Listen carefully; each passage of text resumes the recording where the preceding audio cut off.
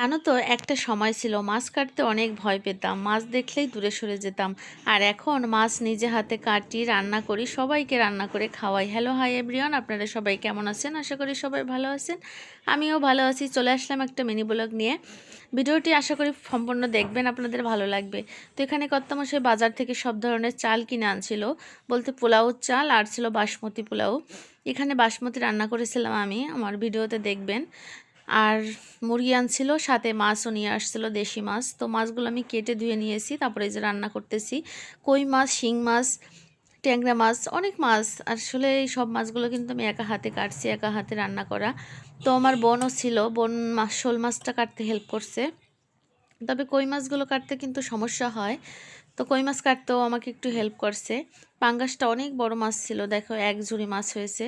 তো এখানে কতগুলো পাঙ্গাস আমি পিস পিস করে কেটে বাচ্চাদের জন্য আর কি ভেজে নিচ্ছি। আর এখানে শোল মাছটা রান্না করতেছি, সাথে কই মাছও দিয়েছি। তো এখানে ঝোলের জন্য দিয়ে দিলাম।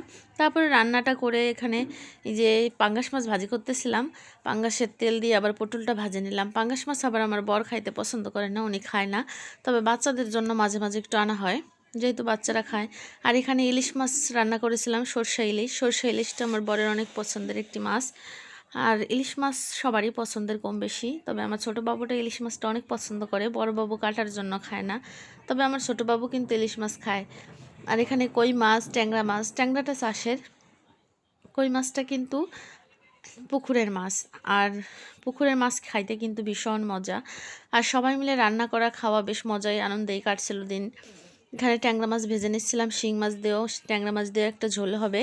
তো সবগুলো রান্না করা আমি নিজে হাতে করি, রান্নাগুলো আমার ভীষণ ভালো লাগে এখন রান্না করতে। আগে যেহেতু রান্না কখনো করি নেই, তো ছোটোবেলায় আমরা খেলনাবাটি খেলতাম, তখন রান্না করা হয়েছে।